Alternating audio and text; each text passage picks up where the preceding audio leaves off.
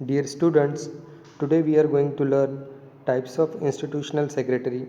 Last lecture में हमने types of secretary का इंट्रोडक्शन हमने देखा था, जिसमें सेक्रेटरी के दो टाइप्स हैं। एक है पर्सनल सेक्रेटरी और दूसरा है इंस्टीट्यूशनल सेक्रेटरी। पर्सनल सेक्रेटरी हमने देखा वो पर्सन होता है जिसको इंडिविजुअल और बिजी पर्सन अपॉइंट करते हैं। ऐसे पर्सन को, ऐसे सेक्रेटरी को पर्सनल सेक्रेटरी कहा जाता है।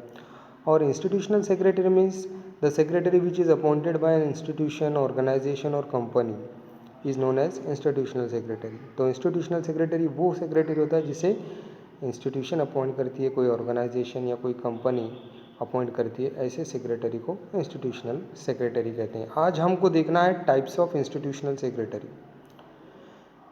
There are number of institution, we will see one by one the types of institution and their secretaries. Number one type, secretary of a non-profit association. Before going to understand the secretary of non-profit association, it is necessary to understand what is non-profit association. A non-profit association means the organization formed to promote social, educational, cultural, arts, sports activities with the intention of providing services and not to earn profit. Non profit association यानी वो organisation होती है जिसको form किया गया, शुरू किया गया है सोशल, एजुकेशनल, कल्चरल, आर्ट्स और स्पोर्ट्स एक्टिविटीज़ को प्रमोट करने के लिए, और इनका मकसद होता है सर्विस प्रोवाइड करना, ना कि प्रॉफिट अर्न करना। तो नॉन प्रॉफिट एसोसिएशन, इसके नाम से आपको पता चलता है कि इस एसोसिएशन का मकसद प्रॉफिट अर्न करना नहीं होता है, बल्कि सर्विस प्रोवाइड करना होता है।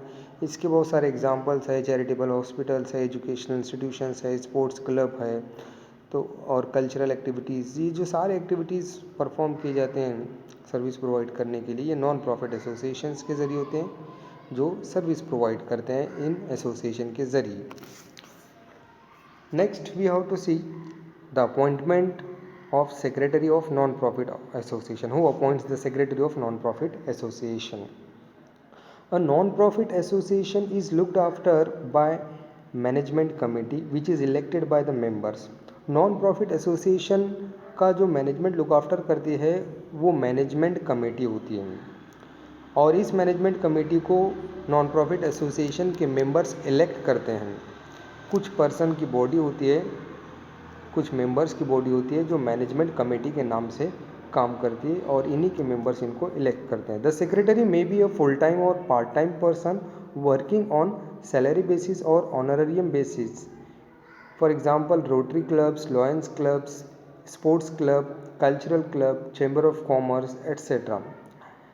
नॉन प्रॉफिट एसोसिएशन का जो सेक्रेटरी होता है फुल टाइम बेसिस पर या फिर पार्ट टाइम बेसिस पर काम करता है, या तो वो सैलरी बेसिस पर या फिर ऑनरेरियम बेसिस पर काम करता है। ये तो उसको सैलरी दी जाती है, या फिर ऑनरेरियम यानी सर्विस प्रोवाइड करने के लिए उसको जो फीस दी जाती है उसको ऑनरेरियम कहा जाता है, यानी फिक्स सैलरी नहीं होती है। सर्विस प्रोवाइड कर रहा है इसलिए एसोसिएशन की तरफ से उसको फीस पे की जाती है। अब इसके एग्जांपल्स हैं Rotary club, Lions club, sports clubs, cultural clubs, chamber of commerce, charitable institutions, ये सारे इसके एग्जांपल हैं। So you have to remember that the secretary of non profit association is appointed by the management committee. तो management committee non profit association के secretary का appointment करती है। अब नेक्स्ट हमको देखना है क्वालिफिकेशन। नॉन प्रॉफिट एसोसिएशन के सेक्रेटरी का क्वालिफिकेशन क्या होना चाहिए? There is no prescribed qualification for this type of secretary. The secretary should be acquainted with the object and basic functioning of the organization. Knowledge of filing, computers, correspondence are the basic requirement for this type of organization.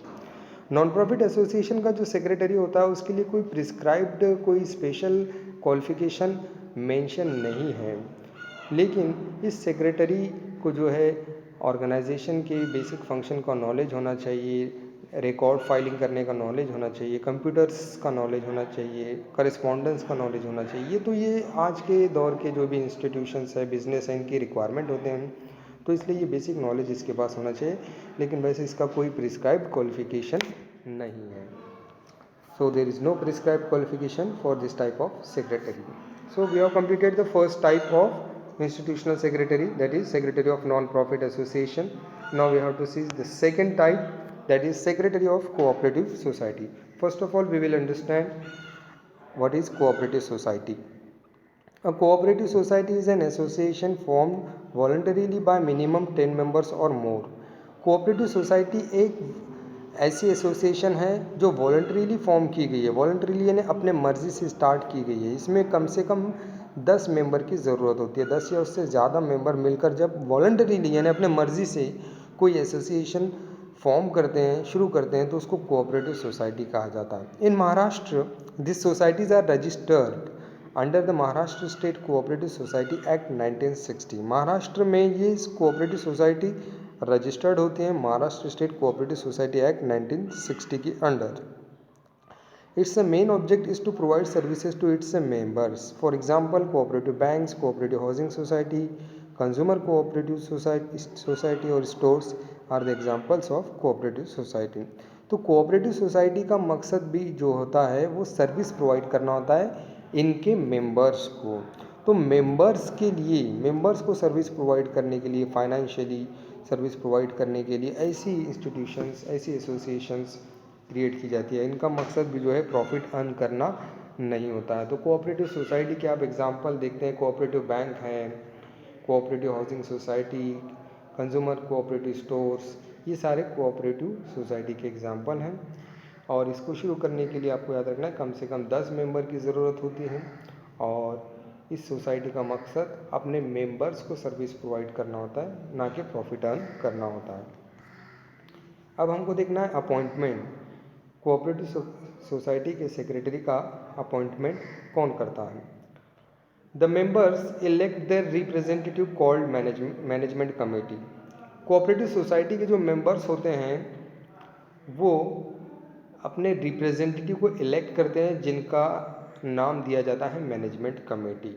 तो management committee ये क्या है? Elected representative of their members होते हैं जो cooperative society का management look after करते हैं। And one of them member of the managing committee is appointed as a secretary. तो मैनेजिंग कमेटी ये जो बॉडी बनाई जाती है इसी में से किसी एक मेंबर को सेक्रेटरी बोलकर अपॉइंट किया जाता है। Generally such secretary works on honorary basis. आमतौर पर कोऑपरेटिव सोसाइटी का सेक्रेटरी जो है ऑनररी बेसिस पर काम करता है, यानी उसको फीस पे की जाती है जो ये सर्विस प्रोवाइड करता है। For large scale cooperative organisation secretary may be appointed as a full time employ on salary basis. अगर लार्ज स्केल ऑर्गेनाइजेशन है तो यहाँ पर इसको सैलरी बेसिस पर अपॉइंट किया जाता है। Now you have to remember that the secretary of cooperative society is appointed by also managing committee. तो नॉन प्रॉफिट एसोसिएशन में और कोऑपरेटिव सोसाइटी में दोनों में सेक्रेटरी का अपॉइंटमेंट कौन कर रहा है? मैनेजमेंट कमेटी कर रहा है। अब देखना है हमको क्वालिफिकेशन। क्वालिफिकेशन क्या होना चाहिए? The secretary of cooperative society as such does not have specific qualification. Secretary should have good knowledge of the cooperative society act and should be at least graduate. तो कोऑपरेटिव सोसाइटी में भी ऐसा कोई special और specific qualification mention नहीं किया गया है, लेकिन सेक्रेटरी जो होता है कोऑपरेटिव सोसाइटी का इसके पास गुड नॉलेज होना चाहिए कोऑपरेटिव सोसाइटी एक्ट के ताल्लुक से और कम से कम वो ग्रेजुएट होना चाहिए। ठीक है, तो इसका भी जो है कोई प्रिस्क्राइब्ड क्वालिफिकेशन मेंशन नहीं किया गया है। इसके बाद तीसरा टाइप हम देख रहे हैं secretary of joint stock company. A joint stock company is form of organisation which is considered to be the most suitable one for organizing business activities on a large scale. A company secretary is considered to be one of the key officer of the company. Secretary is of vital importance in modern business organization. Joint stock company किसे कहते हैं ये देखना हमको। Joint stock company business organisation का वो form है जो लार्ज स्केल बिजनेस एक्टिविटीज़ के लिए सूटेबल होता है। जॉइंट स्टॉक कंपनी एक लार्ज कंपनी होती है जिसमें लार्ज नंबर ऑफ मेंबर्स होते हैं, लार्ज अमाउंट ऑफ कैपिटल होता है।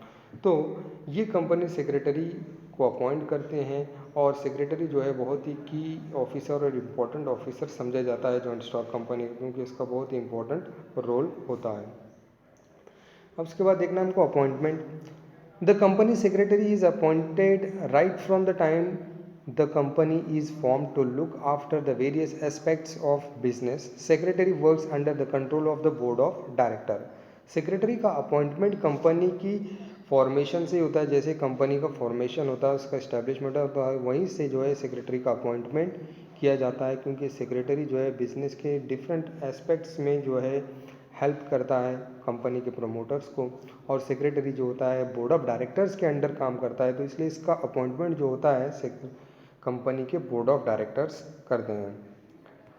नेक्स्ट देखना हमको qualification. As per section 203 of companies act 2013 the company secretary must be a member of the institute of company secretary of India. अब यहाँ पर इसका प्रेस्क्राइब्ड क्वालिफिकेशन दिया गया है। दोनों टाइप जो हमने देखे नॉन प्रॉफिट एसोसिएशन और कोऑपरेटिव में, वहाँ पर कोई प्रिस्क्राइब्ड क्वालिफिकेशन नहीं है, लेकिन जॉइंट स्टॉक कंपनी अगर है तो वहाँ पर प्रिस्क्राइब्ड क्वालिफिकेशन दिया गया है, वो भी कंपनी एक्ट के सेक्शन 203 के मुताबिक कंपनी सेक्रेटरी वो पर्सन होना चाहिए जो institute of company secretary of India का मेंबर हो, यानी इसको शॉर्ट में ICSI कहते हैं। तो क्वालिफिकेशन क्या चाहिए? Must be the member of the institute of company secretary of India, ICSI। Number 4 हमको देखना है secretary of government department. Government departments are those department working under the various ministers of the state and central government। अब government department किसे कहते हैं? वो department जो different minister के अंडर काम करते हैं, जो स्टेट के मिनिस्टर होते हैं या फिर सेंट्रल गवर्नमेंट के, उन मिनिस्टर के अंडर जो मिनिस्टर जो चलाते हैं डिपार्टमेंट, उनको गवर्नमेंट डिपार्टमेंट कहते हैं। जैसे रेलवे डिपार्टमेंट है, फाइनेंस डिपार्टमेंट, ट्रांसपोर्टेशन, तो ये अलग अलग डिपार्टमेंट के अलग अलग मिनिस्टर होते हैं। अब इसके बाद हमको देखना है सेक्रेटरी ऑफ गवर्नमेंट डिपार्टमेंट का अपॉइंटमेंट कौन करता है। In the functioning of government of India and state government, a secretary is the administrative head of a ministry और डिपार्टमेंट। तो गवर्नमेंट डिपार्टमेंट की फंक्शनिंग में, चाहे वो स्टेट गवर्नमेंट हो या फिर सेंट्रल गवर्नमेंट हो, तो वहाँ पर सेक्रेटरी जो हो एडमिनिस्ट्रेटिव हेड माना जाता है उस डिपार्टमेंट का, और इसका अपॉइंटमेंट जो होता है सेंट्रल गवर्नमेंट या फिर स्टेट गवर्नमेंट करती है। उसके बाद नेक्स्ट हमको देखना है qualification. The secretary of government department needs to possess a graduation degree. The secretary should pass the civil service examination conducted by the Public Service Commission and be in Indian Administrative Services IAS। Government department का जो secretary होता है उसके पास graduation degree होनी चाहिए, और उसी के साथ साथ जो है सिविल सर्विस एग्जामिनेशन जो पब्लिक सर्विस कमीशन कंडक्ट करती है उस एग्ज़ाम को पास करना चाहिए। जैसे IPSC होता है, MPSC होता है, ये गवर्नमेंट के एग्जामिनेशन होते हैं, और वो Indian administrative service IAS officer जिसे हम कहते हैं, तो उसका मेंबर होना ज़रूरी होता है। तो इसके लिए अहम क्वालिफिकेशन जो है वो है must be in Indian administrative services. तो ये हमने देखे टाइप्स ऑफ इंस्टीट्यूशनल सेक्रेटरी।